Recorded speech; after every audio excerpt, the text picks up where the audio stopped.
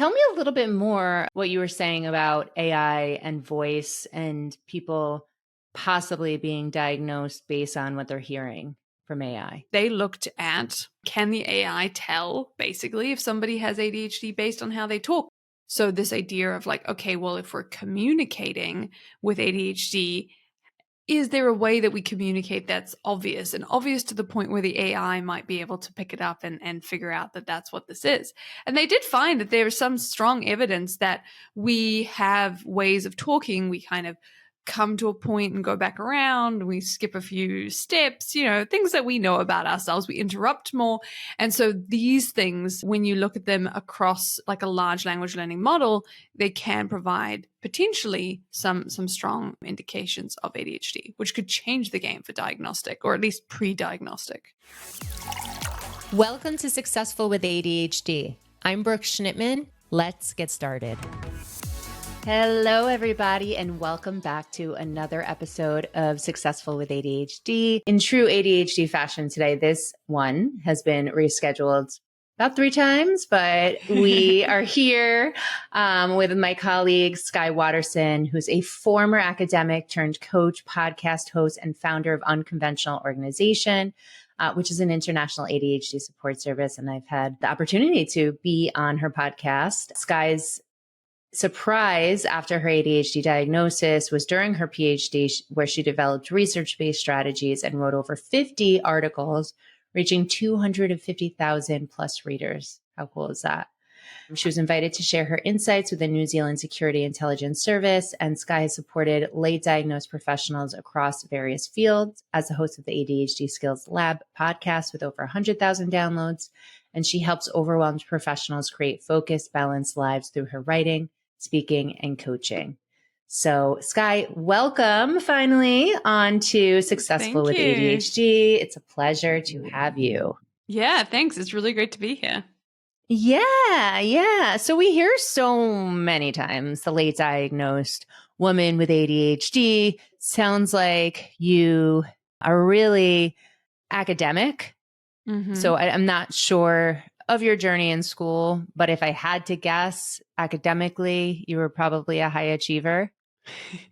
I was what you would call a really spiky profile. So in terms of my English, things like that, I did really, really well. It was kind of off the charts because I just couldn't stop reading. In terms of math, I turns out have dyscalculia. So I could do like coding, computers, that kind of stuff. I love that. But like if you gave me a basic math equation and no calculator, it would just be crickets. So I went through my schooling with, I did enough, and a lot of it was, working and then burning out to get the grades I needed to get to the next level. Mm-hmm. But I also experienced a lot of that kind of, how could you even fail at this? Everybody else is doing fine as well.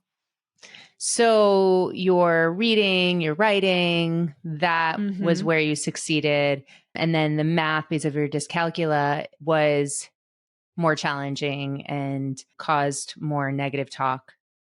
Definitely. Had I not found statistics, which for some crazy reason didn't twig the same thing, I don't think I would be sitting here today. But I found statistics and they let you use computers for that. So we were all good. Absolutely. It's so funny how, I hated statistics, but I loved math. I loved geometry. Right? Yes. Yeah. I loved algebra, right? All the things that you hated. So we're all different. 2 late diagnosed women with ADHD here, succeeding in 2 totally opposite things.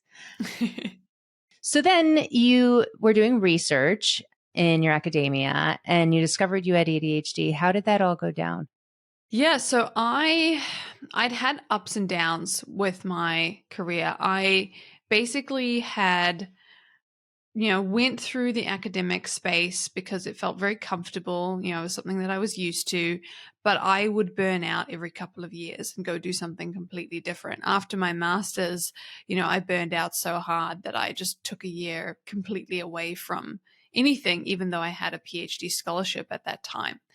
Wow. I just couldn't imagine doing it again. So when I went back to the university and I decided, okay, I want to do this, I was like, I have to figure out what's going on, because sometimes I'm great and sometimes I don't even, read the second page of the test.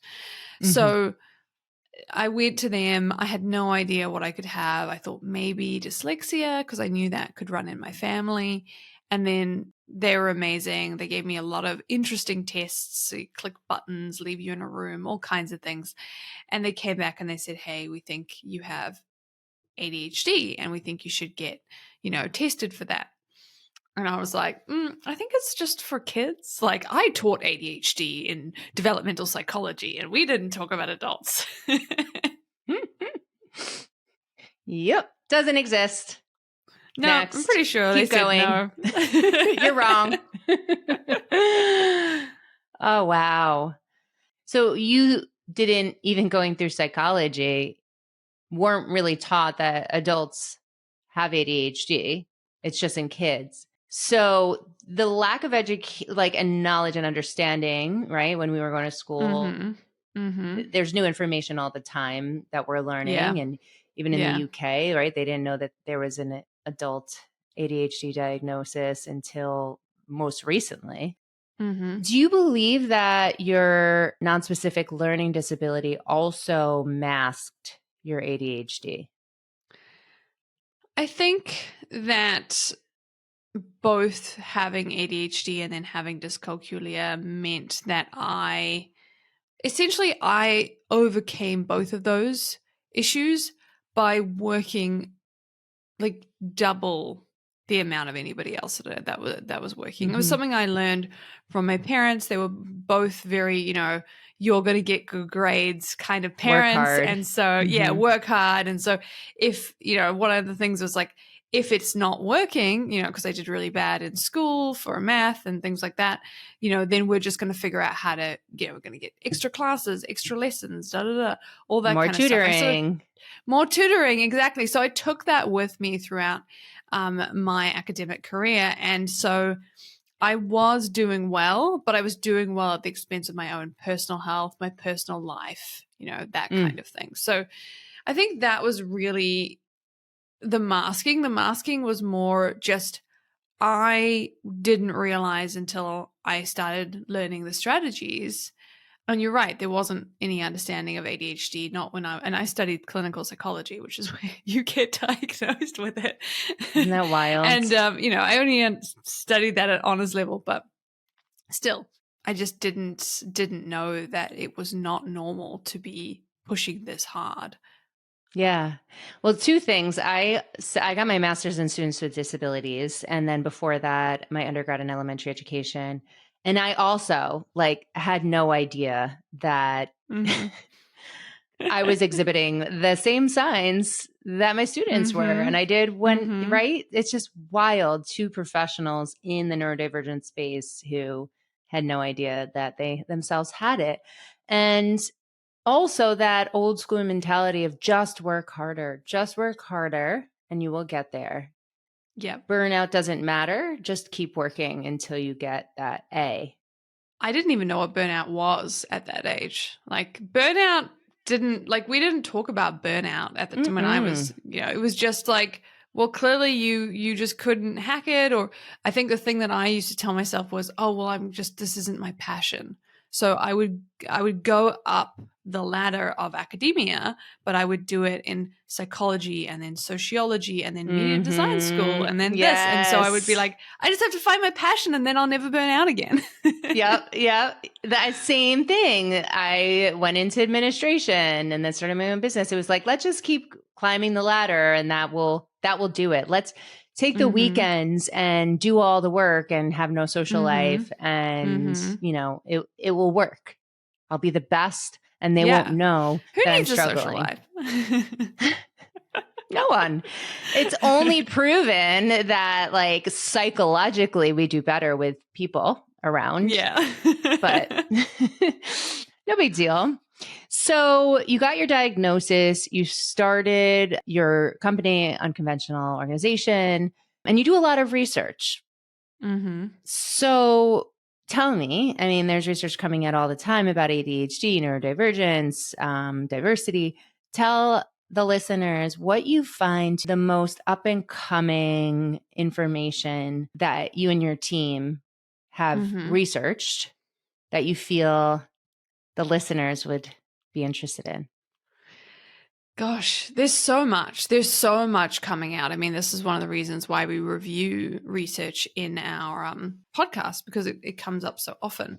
I think the biggest things are AI. AI is coming in, and obviously it's affecting a lot of different things. It's also affecting diagnostics. There's studies that are coming out around, could large language models hear how a person speaks and use that, snippet of language to understand if they have ADHD, and they've done some tests on that. So there's more conversations around diagnosis. I think the other thing that's really interesting is, for me anyway, it's, one of the groups that I particularly work with are business owners and CEOs and executives. And so this is still a very new thing. Whenever I go on to a podcast where I talk to people with work and they say, what do you expect me not to know? I'm like, the person with ADHD is probably your boss. And so this conversation is starting to come through. And so I'm learning at the moment, I'm doing research into ADHD in leadership roles. What does it look like when... And the truth is there's very, very, very little research on this. It's still very much expected that if you have ADHD, you're never going to be able to get promoted. So they're never going to even discuss that. But there's a discussion of change leadership and transformational leadership and all of these things that connect really well with ADHD strengths. And this, maybe there's a future conversation we can have about how that could come with some weaknesses that need support. So I'm also looking at how ADHD affects people who are doing, who are in those spaces. Yeah. I find it interesting that you say that, because I get asked to speak for, Fortune 500 big companies too. And it's like, okay, let management know how to work with their associates. Right. And the data says, and this isn't all leaders, but 30% of entrepreneurs have ADHD. I think it's way more than that. And people just don't know or not disclosing. And then you have the leaders, right? The CEOs, the ones that are visionaries, the ones who need to be creative, the ones who need to put out fires, the ones who need to be on their toes and do something different every day, which that is the ADHD brain, right? Exactly. Yeah. So how do you harness universal design and everyone gets what they need? Yeah, that's a really great... If the leader doesn't know that they too have ADHD, right? So I think there's that education in both. And how do we work together to make it cohesive, where two people maybe have ADHD, the associate and the leader, and how do you work with each other's styles? So exactly. I find that I can't wait for that to come out so you can tell us more about that.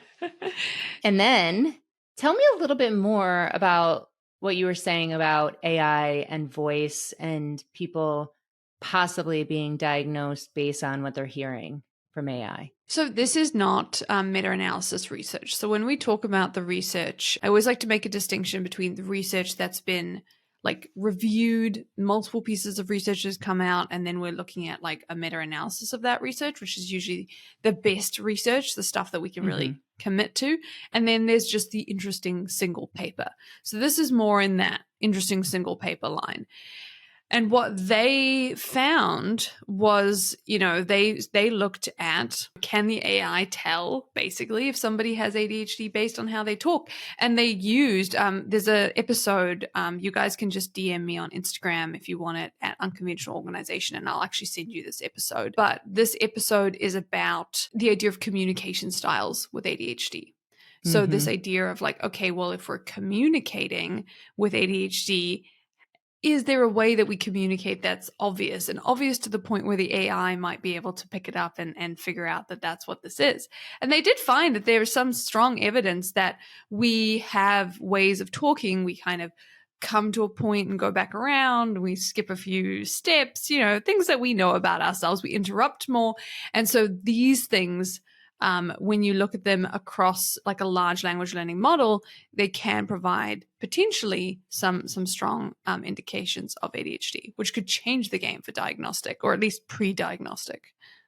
Yeah. So like, let's talk about what does that mean for diagnosticians? Yeah. Well, I think a lot of times, I mean, we've talked, I'm sure, about how long it takes you to get diagnosed with ADHD. And I know you had someone recently on your podcast talking about the different ways of doing that. So I guess my question for you, because I think you might be more up to date with this than me, what is the current like diagnostic process? Like, what's the best way to get a diagnosis? I don't think there is a best way. I mean, surveys, right? The checking off the boxes for the DSM-5, what symptoms of ADHD do you have? Has it occurred before the age of 12 in 2 or more areas of your life? And if it's before the age of 17 that you're getting diagnosed, then you have to have 6 out of 9 symptoms. And if it's after the age of 17, then you have to currently be exhibiting 5 out of 9 symptoms. So that is the standard. But as far as like not being the best way, I have children with ADHD who went to the pediatrician and they diagnosed. It was so obvious, right, that they had ADHD.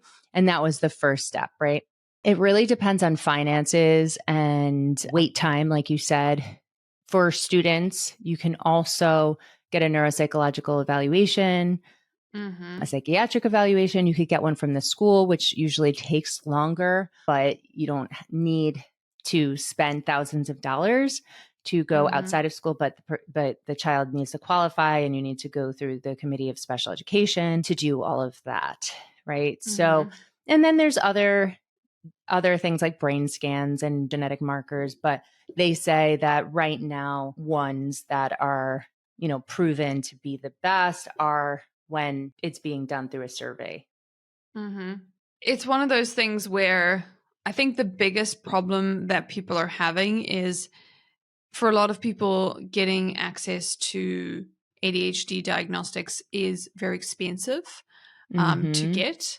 And so it would be nice to know if you qualify. If there's an option to say like, hey, like I was very lucky, for example, I would never have walked into a psychiatrist's office and paid upfront for those services if there was not a situation where I'd gone to my university for free and they'd done tests on me. So they did the eye tracking test and they did a couple of other tests, and asked me questions and things like that. So there is a world where, putting aside all of the ethics around AI, because obviously we talk about that too, there is a world where, somewhat creepily, you could record kids in a classroom and become aware of like, your child might be exhibiting signs of this or that. You should get tested. And not just for ADHD, other things as well. So like you said, it's more of like a pre-diagnostic. Definitely pre-diagnostic. Here's that, your son or daughter might have these symptoms that can exist with ADHD. Go see a pediatrician, go see a psychologist, go see a psychiatrist. Yeah. And maybe it's not that, Yeah. But at least, I thought I had dyslexia and then I found out I had ADHD. So, it's always, right. But it could provide some sense of what's going on. And we talk about the pros and cons of that and the anxieties of that as well. Yeah. No, absolutely. Well, I think there's no good or bad or right or wrong, but I definitely think that could prevent a lot of missed diagnoses, as you mentioned, or wrong diagnoses. It brings opportunity to get an early diagnosis and then get the help that is needed. So you don't need to learn later in life that, this whole time my anxiety existed because I wasn't being treated properly for the right symptoms or the right diagnosis. Exactly. Yeah. Very interesting. Yeah. AI is so funny, right? Because a lot of people were really scared. Some people were excited. And it's a beast. It can do so much, right? But I think I've heard before that if you don't grow with AI at this point, like you're going to get lost, especially as a business leader. Yeah, I think it's one of those things. I personally, when I'm teaching strategies, I learn AI systems. I have, and so, I learn about Notion AI. AI is kind of in everything right now. So I'm sort of approaching AI in the same academic framework that I approached everything. Look at the Yeah. research, get a sense of what's going to work best, try it practically myself, see if it works, try it with my one-on-one clients. If it's working on all of those different levels, that's when I will introduce it to my coaching program to, Yep. it's been vetted and it will help you in this particular instance. Sounds like you have an open mind and you're curious and you're constantly growing, which makes an amazing leader. You mentioned Notion, and I'm glad you brought that up because I do know that so many of my clients as well, and so many ADHDers out there love Notion. Can you tell the people listening? I did talk about it ironically this week with some of my groups. Can you tell some of the listeners like what you use Notion for personally, professionally, what some of your clients use it for? Yeah. So the biggest thing I use it for is I teach something to help you go from overwhelmed to focused. It's called the prioritization filter. It's one of my oldest systems based on the research that I just described. And so one of the ways that I use Notion is to help me filter my priorities. So I use it as a bit of a dumping ground for my tasks. And then I go through and I filter priorities according to, helping with working memory, helping with time blindness, helping with dopamine urgency. It just takes a couple of minutes, and that process is probably the one I use it most for. But the reason I use Notion, my community manager loves Notion, so she got me into it. And initially I was like, no, not another thing, because I'm quite resistant to it these days. But Notion AI does allow you to pull information. So you could say like, hey, I talked about this thing, or this was a priority that I discussed. Can you pull up where I said it? And Notion will do that, which is really good. I will say I have caught Notion slacking a little bit. And this does happen with AI where I've said, hey, can you find this thing? And it's given me like the latest version of me talking about it. And I've had to be like, no, I talked about it in like last year, like go deeper. And so it's sort of reluctantly, I always think of it as like an enthusiastic intern. It's like sometimes it's good, sometimes it's had a bad day and it's a bit hungover and you have to like really get. That's so funny. This is not a sponsor of Notion. No. Notion, call me. Yeah. No, we're not doing that. But it's really funny. This is like, okay, sometimes we can access our long-term memory and sometimes our working memory is not working. So it doesn't go into the long-term memory. Sorry. Yeah. It's funny because, like, the way that you said it, it reminds me of just like Google Doc, and they have the tabs now, right? So and then you could go find and search and go find things from like use it as a scroll. I use Asana. Trello and Monday are similar. Yeah. There's so much out there. There is. And that's why I always say everything I teach is product agnostic. I will tell you if the system you're using is not ADHD friendly, that sometimes happens, but as long as it's ADHD friendly, it's going to support your working memory, support your time blindness. I don't mind if it's paper, if it's digital, if it's AI. We work with all or of both. It. Or both. Yeah. Well, as long as you have a flow, a workflow for why you're doing it that way. Exactly. Yep. That's great. Yeah. I always have that dynamic. People asking, okay, what app should I download? What AI tool should I use?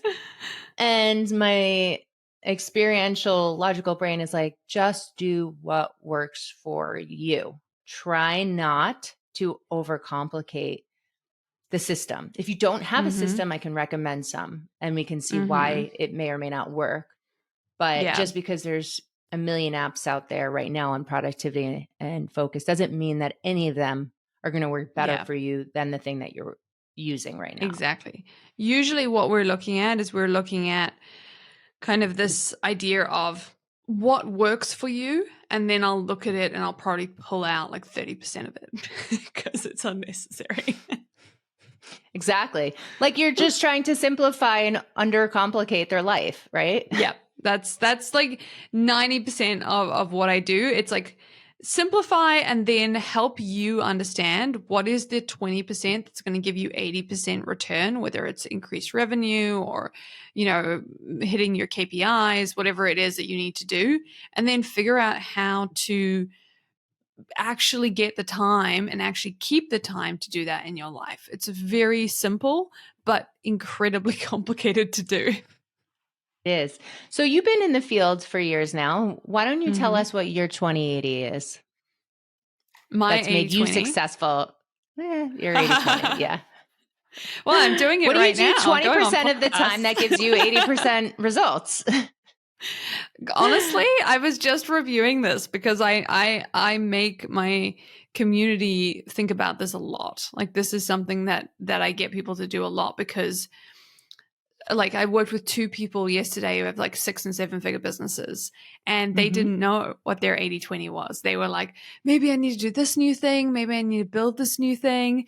And I was like, if you look at the data, and again, we want to come back to the data, this is how you've been getting clients. So why don't we do more of that? Follow your KPIs. My 80/20, exactly. My 80/20 is emailing people to be on podcasts. If I'm being completely frank, I don't know why. Maybe it's because you guys can't see my face. I don't know.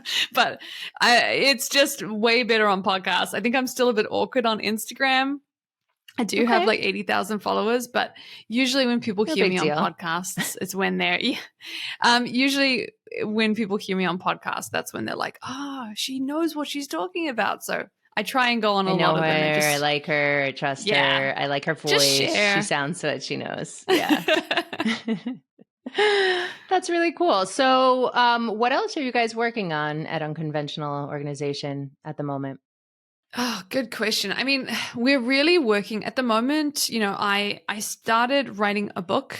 So I am trying to write the book, Focus Balance Days, you know, how to get that with ADHD. But it's been interesting because I'm just trying to figure out like what to include and what not to include. And this is in the model and the book. So what we're working on is I run a coaching program called Focus Balance Growth.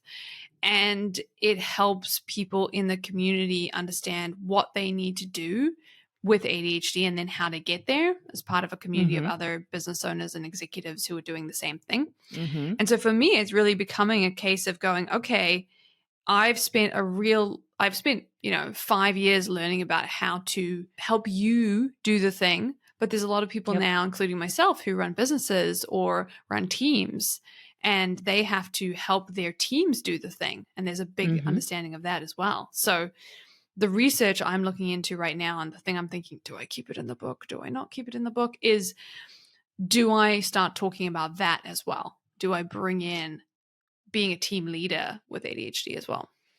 Yeah. I know how hard it is to know when you're writing a book. Is it too much? Is it too little? And I actually spoke about this on an earlier podcast where it was an Ask Me Anything, like Activate Your ADHD Potential podcast episode. And I had to take a break, like a pretty long break. I got my book out in less than a year, but I did it as a self-published, I didn't have to go through a publisher. And I remember I just same thing with you. Like, I was like, okay, I have this idea. I want to teach people how to go from chaos to clarity with my 12 steps of my program. But I want to talk about the disruption cycle. So then once I started talking about the disruption cycle, I got to a point and I was stuck.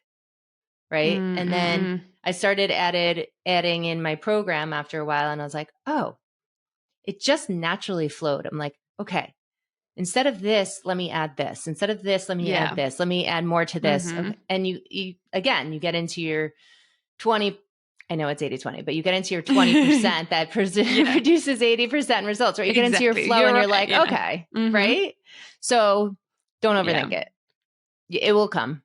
Thanks. I appreciate it. Yeah. I think that's the thing for me. I'm committing to writing and to speaking. And actually, I use AI to help me with both of those things. So, you know, it is helpful, but it's a thinking partner. Yeah, exactly. But it is really coming through this idea of like, what is the 20% that's going to give everybody else the 80%? I think that's probably the thing I'm focusing on at the moment is, you know, having too much stuff basically, and having to pare it down and, you know, make sure I teach the stuff that's going to have the biggest impact, which is what I always want to do. 100%.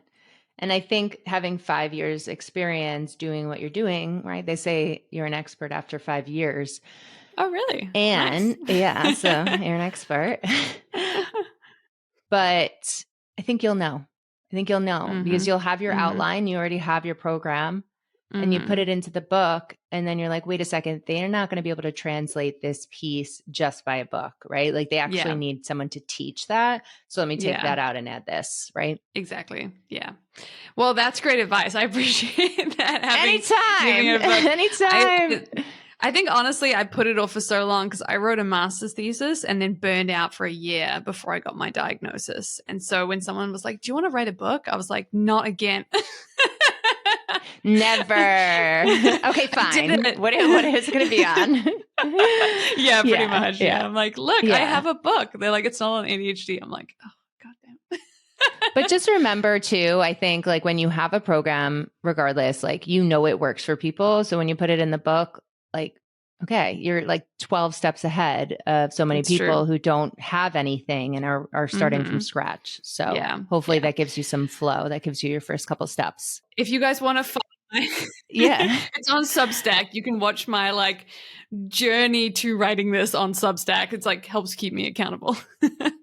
Amazing. So why don't you share where people can find you on Substack, your Instagram, all the links if people want to get in touch. Yeah, no worries. So you can find me at Unconventional Organisation. That's my website. The best way to get in contact with me is actually me and ask me like where to find my Substack or any other thing you want to know is on Instagram at Unconventional Organisation. And I also have the podcast, the ADHD Skills Lab, which Brooke has been on. And we get nerdy, we get real nerdy, and we talk about all of the research there. Yeah, it's a great podcast. I definitely recommend that you go follow it and search for our episode if you're going to follow it anyway. Yeah, you might as well. You might as well. Okay, what's one thing that you want to leave listeners with here today who have ADHD? The thing I want to leave people with is you probably are already working as hard as you can. I think a lot of times people think, and I was definitely one of those people when I was younger, that if I just worked harder and tried harder and white knuckled through it a bit more and got less sleep, I would be able to succeed and I would get to this point where I'm just like, I've done it and you know, I've kind of reached that level. But in reality, you're probably working as hard as you already can, and it's more about how you do it, and it's about the strategies. Yeah, that's so good. So there was an article that came out from, I don't know if it's CEO or what, but saying that in order to have the greatest productivity to work 60 hours a week. And it's like, interesting. Yeah. So next time you think you have to, right? You have to do 60 hours a week. You have to do 80 hours a week. You have to do 90 hours. You have to do 20 hours a week. Think about what works for you and your body. Yeah. What works for you, what works for your family. And, you know, this is one of the reasons I'm so passionate about helping people get a team together. Yeah. Can't do it alone. Nope. Well, Skye, thank you so much for making this happen. And I'm glad your children complied and everyone's healthy. To our listeners out there, go follow Skye, go listen to her podcast, and go think about that next AI feature you're using or don't, and simplify it. Yeah, simplify first. Yes, exactly. All right. Well, thank you so much for coming on the pod, and we hope to talk to you soon. Thank you for having me. Thanks for listening to this episode of Successful with ADHD.